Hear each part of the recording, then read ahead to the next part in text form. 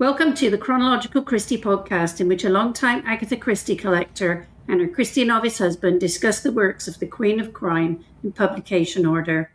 In this episode, we take a look at the Big Four.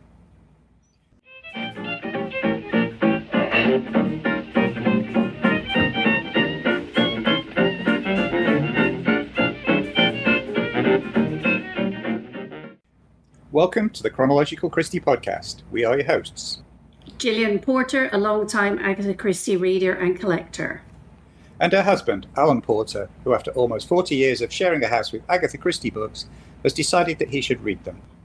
We'll be tackling the books in UK publication order as detailed on the official Agatha Christie website and sharing our thoughts on each from the viewpoint of someone familiar with them and someone reading them for the first time. In this episode, we'll be taking a look at the Big Four, first published in 1927. And as usual, before we dive into the book itself, we thought it would be interesting to place it into the context of what was happening in the world at large and the UK at that time. So what was happening in 1927? Well, things were starting to hot up, particularly on the technology side, interestingly enough. For 1927 was the year that the first transatlantic telephone call is made via radio, interestingly, from New York to London. It's also the year that the Bell Telephone Company transmits an image of Herbert Hoover, then the Secretary of Commerce, which becomes the first successful long-distance demonstration of television. On a more sober note, the Shanghai Massacre in China sparked the beginning of a civil war between the nationalists and the communists that would last until 1949. The Academy of Motion Picture Arts and Sciences, which will create the Academy Awards, was founded in the United States. And last time we were in Los Angeles, we got to go to the museum there. And it's highly recommend it if you're ever in LA. Stop by the Academy of Motion Picture Arts and Sciences Museum. It's really cool. It was a lot of fun. Yeah, I really enjoyed it. So nothing Christie related, if I remember rightly, but it was. No, sadly. It was still a lot of fun. Charles Lindbergh made the first solo non-stop transatlantic airplane flight from New York to Paris in his single-engined aircraft, the Spirit of St. Louis. Also the subject of a very good movie, by the way. And talking of movies, we seem to be on that track. The Jazz Singer, starring Al Jolson, premiered at the Warner Theatre in New York City. It's normally referred to as the first talkie or the first sound film. It actually wasn't, and it doesn't have a lot of recorded speech in it, but it was the first talkie to become a major box office hit. And in the UK, the Royal and Parliamentary Titles Act of 1927, you've got to listen carefully here, renamed the United Kingdom of Great Britain and Ireland as the United Kingdom of Great Britain and Northern Ireland. This change acknowledges that the Irish Free State, or ERA, was no longer part of the United Kingdom. And for a car geek like me, I like this one. At Pendine Sands in the UK, Sir Malcolm Campbell set a new world land speed record, covering the flying mile at 174 miles an hour, driving the Napier Campbell Bluebird. And this was the last time the record would be attained on British soil. 174 miles an hour for the land speed record. That doesn't seem anything these days, does it? No, not really at all. Sad note, 1,000 people a week were dying from an influenza epidemic. And this was after the Spanish flu epidemic was said to have finished in 1920. So this must have been, I don't know if it was a recurrence or just a different strain, but still, it's pretty horrific. Britain severed diplomatic relations with the Soviet Union because of revelations of espionage and underground agitation, which I think sort of plays into this book in some ways, doesn't it? A little bit, yes. And Britain's first automatic traffic lights were deployed in the city of Wolverhampton. If I remember rightly, Wolverhampton was also where they tried out the police radios that we talked about in an earlier episode, wasn't it? I'd have to go back and check. I think so. It was obviously a happening place in the 1920s. I don't know what happened to it. Yeah, It was obviously the place to try out traffic and police stuff. But yeah, interesting. Yeah. Anyway, on that illuminating note, what was going on with Agatha in 1927, Jill? Agatha headed to Las Palmas in the Canary Islands to convalesce with her daughter Rosalind and secretary Carlo, and it's where she started writing The Mystery of the Blue Train. In 1927, she also filed for divorce from Archie Christie. At his request, it was common in those days that the wife requested that they filed for divorce, and the man fabricated some affair with some unnamed woman in a hotel because he didn't want his new love to be mentioned in the divorce. She also compiled 12 stories that had been published in the sketch into the Big Four, as suggested by her brother-in-law Campbell Christie, who was very supportive. And she researched boarding schools, as Rosalind had requested she go to one. And they researched them together, and they chose the Caledonia together. So the divorce, Archie basically did the whole fake affair thing as part of the divorce proceedings, did he? Yeah, he was fine with dragging poor Agatha and Rosalind through it, but he wasn't going to do that with his new love. God, No. He was more of a cat than I thought he was. Oh, I know. He was terrible. Yeah. Yeah. It's not often I use the word cat these days. Yeah, but it's very fitting for the 1920s, isn't it? Reading too much Agatha Christie, apparently. Okay, with that, this is our regular spoiler warning that during our discussions, we will be diving into plot and character details, as well as talking about who done it and why. With that said, let's dive into The Big Four. I don't know, it sounds like a movie title to me. I have to keep saying it that way. I do. I feel like it should have the guy with that does a lot of the movie ones. The movie voiceover in a world where... that guy. Yeah, in a world where, yes. Anyway, onto the plot of The Big Four. Jill, do you want to give a very brief synopsis? Yeah, I got this one from the back of the book because the others on Wikipedia and that were too long, covered many pages. Alone, each was formidable. Together, they were virtually invincible. The Big Four: a brilliant Chinese man, an American millionaire, a French woman scientist, an elusive master of disguise. A criminal conspiracy with diabolical designs. Even the indomitable Hercule Poirot is appalled as he follows a trail of murders in what could well prove to be his final case. Da da da. What are your thoughts on the plot, Alan? Oh, okay. Where do I start with this one? I'm going to start with what I said. Finish this book. I just put the book down on the table and looked at Jill and said, "What the hell was that?" So I think that summed up my thoughts pretty much. What a come down from the tight, wonderful plot of Roger Ackroyd to this basically mess. I think that's a word we're going to be using a lot. Jill told me that this was a written for money book compiled by basically mushing together 12 short stories that had already been published. It felt like it had been put through a blender. To me, the plot just meandered from story idea to story idea with a very thinly constructed linking narrative that made really no sense. Every time I picked it up, it took me several pages to remember what was going on. And in the end, to be honest, it all seemed pointless. I saw a note that one of the contemporary reviews noted that, and I'm quoting here, I think it was from the Observer newspaper at the time, and the quote was, "The short interpolated mysteries within the mystery are really much more interesting than the machinations of the Big Four." And to be honest, I wholeheartedly agree. But to me, the problem is that there was too many short mysteries there to really keep track of when they were half buried in this misguided attempt to weave them together into a single plot line. To me, this read like a bad pastiche, trying to put Poirot in a pulp novel like something from Sax Rohmer's Fu Manchu series from before the First World War, which I assume Christie had at least a passing familiarity with because they were very popular at that time.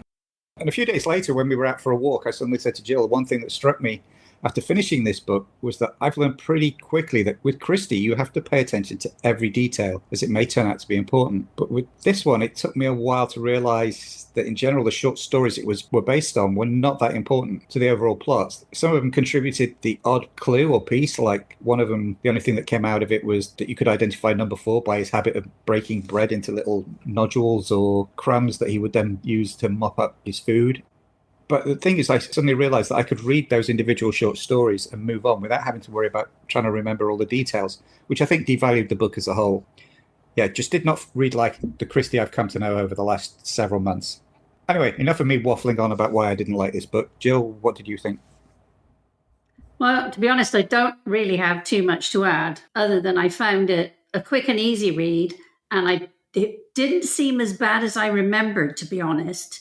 I wasn't really looking forward to reading this because I remember not liking it. I think sitting down and deliberately reading it in one day made it easier because then I didn't have to think, oh, I don't really want to pick that up. It was mostly forgettable, I would say. Some of the short stories were interesting in themselves, but not all of them. And it was all a little bit of nothing, really. And the last chapter was awfully silly. Was like a really bad pastiche of a James Bond movie, like a really cheap one. I thought that was a real shame. You can read this understanding that she was having a rotten time. She was all that stuff going on, and I can understand it. But at the same time, I can understand why she hated this book so much. And now I'm going to move on to the setting. And I'm just going to say there were so many settings that it could almost cause whiplash.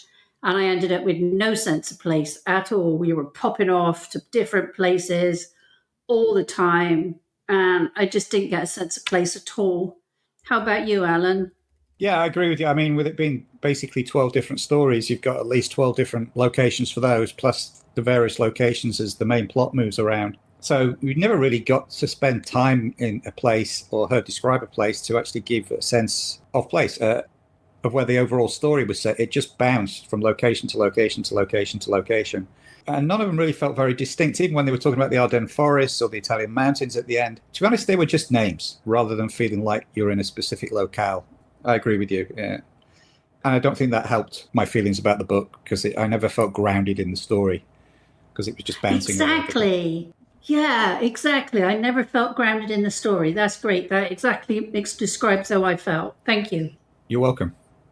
And with that revelation, let's move on and talk about the characters. This was another one where I needed a score sheet to keep track of all the characters. I mean, if you're going to put 12 stories together, obviously you're going to have a lot of characters. Thankfully, Wikipedia has one, and I did a quick count, and there were 19 different characters in this, most of which were completely forgettable. And to be honest, that's what I did. And again, the big four were just names rather than characters. There was no depth. I mean, if you're going to build these people up to be these supervillains, which is basically what they were, I never really understood why they were doing what they were doing, what their moral compass was, other than the fact they were bad and disruptive. Yeah, I never really got to know them, or even, to be honest, why they were a threat, other than the perceived threat that they, as we were just talking about when we were talking about what was going on in 1927, that they were sort of, behind a lot of the trouble that was happening in the world. But again, I didn't really buy into that at all either. Yeah, there was no real depth, and I couldn't have cared less about them. I don't know who this obsessed detective was, but he didn't read like the careful, methodical Poirot I've come to know over the last few months. Just didn't read like a Poirot story to me at all. Every time Japp came in the story, I cringed. He was written like a cartoon Londoner. Maybe because I've got Japp from the TV show in my mind, but I don't remember Japp being all called governor and Monsieur Poirot. It just didn't read right at all. It says something for me. The most engaging and level-headed character throughout was Hastings, and if you've listened to our previous podcast, you'd know I don't like Hastings in the book, and the fact that he came out of this one as the glue through the whole story and the character I related to the most says a lot. I'm going to stop ragging on this book now and give it back to Jill. Well, the same as you. All the characters just seemed like nothing, ephemeral. They really didn't have any character whatsoever. And I never really felt like I understood why Poirot was so determined to out the big four. There was no real explanation as to what started it all. What was that first case? Because when we come into the book, he's already after the big four. So what was the beginning for him? I didn't get any real sense, like you, of Poirot as Poirot at all, or Japp, or the big four. I must agree with you. When Hastings is the most level-headed, it really does make you wonder what's going on. So now we're going to go to Alan's favourite word, the denouement. Basically, I have one comment. What a relief it ended. It ended without a long, drawn-out scene, and in some respects, that was very anticlimactic, but it was also a relief just to be done. And I feel really sad about that, because I hate how much I didn't like this book, how nothingy I thought this book was. So, yeah, I'll stop there. Alan, what did you think? Yeah, pretty much the same. I mean, I guess there were 4 reveals in this, maybe 5. You had one of who each of the big 4 were. None of them came as a surprise. They were so heavily foreshadowed. And even a couple of them were just revealed through exposition rather than actual action. Yeah, that was disappointing. And then the whole, oh no, Poirot's dead. Ta-da! No, he's not really. Yeah, that's all I can say to that. Not really impressed with the reveals in this one. Which sort of, I guess, brings us to the writing. Yeah, as you probably guessed, I didn't like the way this was written. It's full of half-baked ideas, very painful exposition, cliched dialogue, and racial stereotyping. Her borrowing from other sources is obvious. I mean, I groaned with the whole Poirot doing the whole, I've got a smarter brother who, has a silly name and stuff. I'm like, really? You're not even disguising the fact that you're stealing stuff from Sherlock Holmes. It read like a hack job. And it definitely felt like there was somebody else's hand in it. And as you said early on, with what was going on in Agatha, stuff I read online, it seems that her brother-in-law not only encouraged her, but actually helped out in stitching overarching plot together. So it really did feel like somebody else was in there writing with her or giving her ideas or dialogue or whatever. I don't know. Like I said earlier on, this just did not feel like an Agatha Christie book to me at all. What about you? I would say, as usual, she still has a light touch. The short stories had a very light touch about them, usually making sure that the person who was set up as the killer was usually innocent. So they, Poirot saved a bunch of people. But I felt like it had a nice light touch, which, while ridiculous, made it easy to read. Her writing is always accessible, which I love, but some of the references went over my head, as I guess I hadn't read all the genres I needed to get all the reference. I haven't read those books that you mentioned before. I've read Sherlock Holmes, so I got the things from there, but the other stuff, I don't get those references. I don't usually find it matters when I'm reading them if I don't get all the references, but maybe it does. Maybe I'm missing out on things. I was going to say, I think you actually might be better off not getting the references because you're getting you're probably getting more of the story without getting distracted by that borrowing this from that and this from that. Yeah. I can see that side too. Yeah. I think I got more distracted because I was picking up on the pulp references rather than you who, if you don't know, you don't know type thing. Yeah, fair enough. Any other things you want to discuss? Yeah, you mentioned James Bond earlier. Of course, Bond is a big part of our household and stuff. So I have to give props to the proto-Bond movie final scene with the villains in a secret underground lair, which is blown up at the end, which I know is not a Fleming thing, but is a Bond movie thing. And it did make me wonder if some of the Bond screenwriters had read that at some point and sort of just took with that and ran with it. It's probably pretty common in a lot of other sources as well, but it made me smile. I really did like the Bond-like gadget with the cigarette that Poirot says is a miniature blowpipe that fires darts. If you've seen the movie You Only Live Twice, central part, having a rocket-firing cigarette is a central part of the plot in that movie. So that really made me smile. But it was afterwards I was thinking, did it really do what Poirot said it did?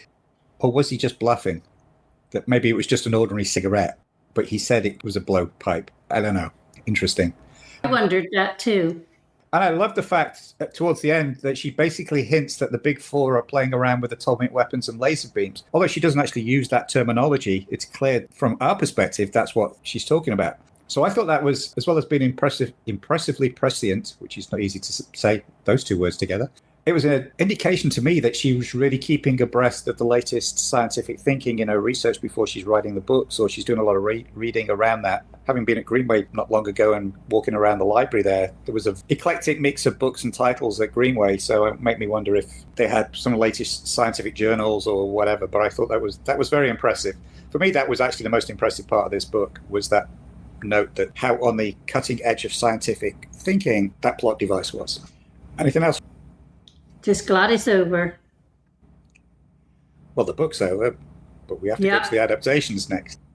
No, I meant we've watched it all. You've read it all. Anyway, you have an announcement for us, Alan.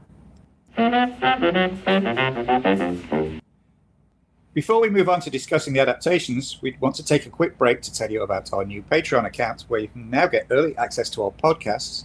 For instance, this one will be available soon after I finish editing it and before it goes on to our regular monthly feed. You'll also get access to our new Patreon-exclusive Agatha Adjacent podcast series. Patreon subscribers will also get the opportunity to submit questions for our bonus Q&A episodes. It's quick and easy to join our growing Patreon community, starting at the Greenway level for just $5 a month. Think about all that extra Agatha goodness just for the price of a cup of coffee. You can check it out with a free 7-day trial or subscribe at patreon.com/Chronological Christie.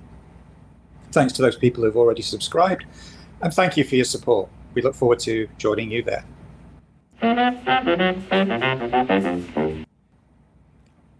Okay, on to the adaptations. What were they and what did we think of them? And I think Jill's going to kick us off with the graphic novel. Okay, so the graphic novel, The Big Four, was released by HarperCollins as a graphic novel adaptation on the 3rd of December 2007. It was adapted and illustrated by Alain Payou. This was translated from the edition first published in France in 2006 under the title of Les Quatre. I do apologize for my French pronunciation. It's a long time since I've spoken French. So I thought the artwork was pretty consistent throughout, which was good. And I liked using Hastings' letters to his wife as a way to get the exposition to look more natural. I thought that was a really good idea because it made it more personal. It is not just somebody sat in a room just telling you the whole plot, because obviously a graphic novel has less pages to tell you than a book does. The story was tighter and made more sense than the novel, but that's also being kind, because it was nice that it cut out a lot of stuff, but it still showed up the issues with it. What did you think, Alan? Yeah, I enjoyed this one. These French graphic novel adaptations seem to work a lot better when it's a single creator doing the script and the artwork. And I felt the artwork here was tighter, more realistic, had recognizable characters. I think it was the best one from an art perspective so far. Poirot looks closer to how I imagine him. He didn't have like a balloon head or anything weird like that. He looked more natural. I liked the more mature-looking Hastings, as this one is towards the end of their career. It made sort of more sense that he was older and greying a bit, and had a grey moustache. I sort of liked that. I thought the background was very well done. The background details were nicely delineated and in proportion, which has been an issue with some of the other ones. The period details look correct, as much as I know. And talking of the period, I like the fact they use sepia tones for the colouring, and the use of different panel designs and colour palettes for the exposition dumps. And like you said, using Hastings' letters back to his wife, I thought was a great narrative device for doing flashbacks and exposition dumps. Plot-wise, it really reads like Alain Poirot. Cherry-picked just the pieces from the short story that drove the main plot. And I thought that was a good move. I think that made the adaptation flow a lot better. And I think he did that in order to get the more visually dramatic final confrontation. Unfortunately, that bit gets a bit Austin Powers, especially with the various henchmen running around with a big number 4 on their chests, on their overalls. I thought was a little bit silly and not really in keeping with the tone of the rest of the graphic novel. But overall, I'd rate this as one of the better adaptations, especially given the difficulty of dealing with a very complex source material. I think one of my favourites of the graphic novel so far. Yeah, I thought the artwork, it was nice that the artwork stayed consistent throughout. And I did have an eye roll when I saw the henchmen with the big 4 on their chests. You're just like, seriously? That made me more think of Batman, TV 1960s Batman. Yeah, pretty much, yes. Talking of TV, let's move on to the television adaptation. So this was adapted in the last season of the Poirot series. That's season 13, episode 2. And of course, it starred David Suchet as Poirot, as I said, as part of the final series of Agatha Christie's Poirot. It premiered on ITV in the UK on the 23rd of October 2013 and on PBS in the US on the 27th of July 2014.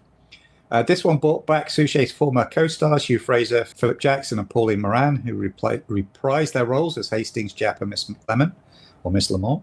And the episode is very loosely based on the novel. It was adapted by Mark Gatiss. We know more as an actor these days, but obviously he's also an excellent writer. He said that basically the source material was, quote, an almost unadaptable mess.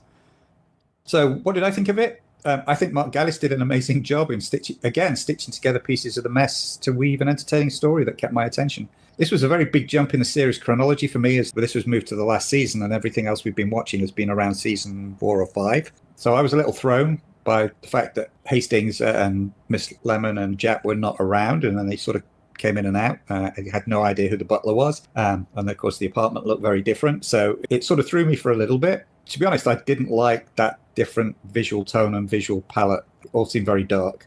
I felt it was definitely missing the lighter moments. Hastings was sorely missed throughout this. It was very strange that he sort of was there right at the beginning. Then there was the funeral scene and his, we're going to go solve this. And he storms out the door and then he completely disappears. I thought when it got to the big face-off in the theatre at the end that Hastings was going to sort of appear and save the day and save Poirot's life. And it turned out to be a completely different character who did that. And I thought that was a perfect moment for Hastings to reappear and reassert himself. And then he just turns up at the end like, what's been going on?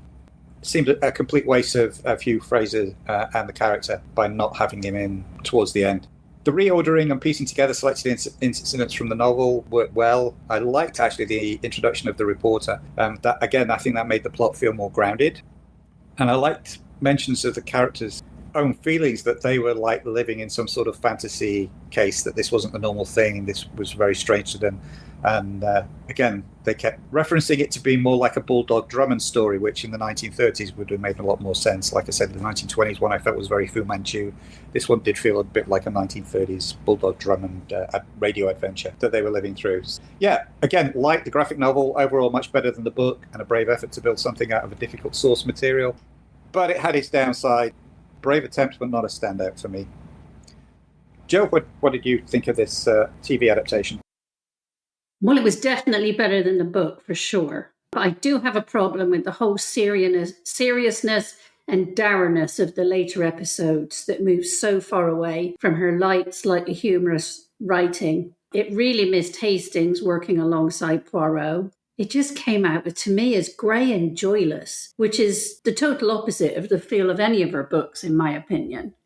I really didn't care at all what was going to happen, but in the finale part, I did love the touch of the tear rolling down Madame Olivier's paralysed face during the final scenes. I thought that was beautifully played by Patricia Hodge. And I also was absolutely fascinated by Miss Lamont's eyebrows. I don't know how much higher they could have gone. I don't know why they were like that. Having watched a lot of stuff set as these mostly were in the 1930s, I don't remember too many women with eyebrows so pronounced as an arch as that. And I just did find them distracting. Like you, it's just the whole grayness of it all. Everything was so serious. And even this book isn't like this. Even this book has some slight bits of levity. And I just don't understand that whole decision to make the later episodes of the season, when they started doing more of the books and doing the 90-minute episodes. I just don't understand what changed. Whether directors changed, the writers changed. But I don't care for it. We will be watching them, and some of them are better than others. But Poirot had a very odd sense of humour, and I don't think it comes across at all here. I'm going to have trouble with these longer ones. We also found some fun reviews of the book and TV adaptations on YouTube you might want to check out, and the links will be in the show notes. Yeah, I'd like to give a special shout out to, again, Mike Ladeau, who we mentioned on the Roger Ackroyd, I think it was on the Roger Ackroyd episode. His YouTube video on Poirot as James Bond was very well done, very amusing, and points out some very interesting parallels between the two characters, which I hadn't thought of before. So bravo to him for that one. And again, the link for that will be in the show notes. Yeah, it was good, wasn't it? It was my favourite too. And talking of favourites, over to you for your favourite quote. To begin with, I had no joy in writing, no elan. I had worked out the plot, a conventional plot, partly adapted from one of my other stories. I knew, as one might say, where I was going, but I could not see the scene in my mind's eye, and the people just would not come alive. I was driven desperately on by the desire, indeed the necessity, to write another book and make some money. That was the moment when I changed from an amateur to a professional. I assumed the burden of a profession, which is to write even when you don't want to, don't much like what you are writing, and aren't writing particularly well. And that was from Agatha Christie, an autobiography. And this resonated with me so much as an author myself. I don't know about you, Alan, but those days when you feel everything you write is stupid, but you still need to keep going. This really resonated with me. Yeah, I mean, that's one of the things about being a writer, if you're going to be serious about it, is there are days when you just have to put your bum on the seat and your hands on the keyboard and type and get some words out, even if it's not a lot of words, but just keep going. And sometimes it's difficult. And then other days, you get those magic days where it just flows. And those are wonderful. But you have to balance that with the days when, it's a job. And you have to sit down and work at it. So yeah, totally get it. Definitely.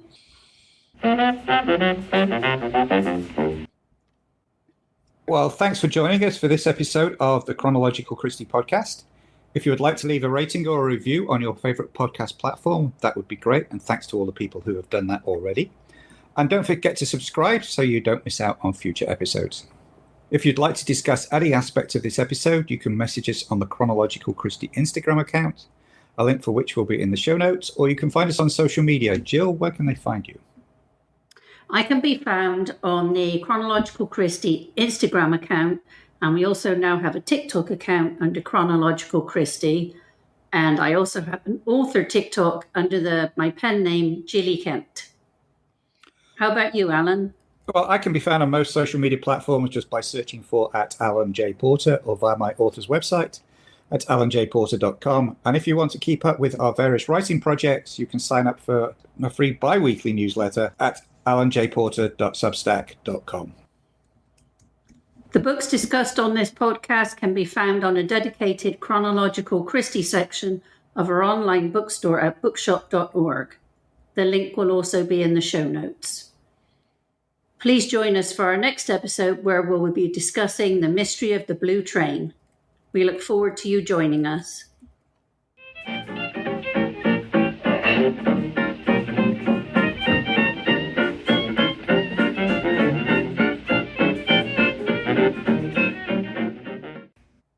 The music used in this episode was extracted from I'm Somebody Somebody Now by the Joe Venuti Orchestra and is a public domain recording.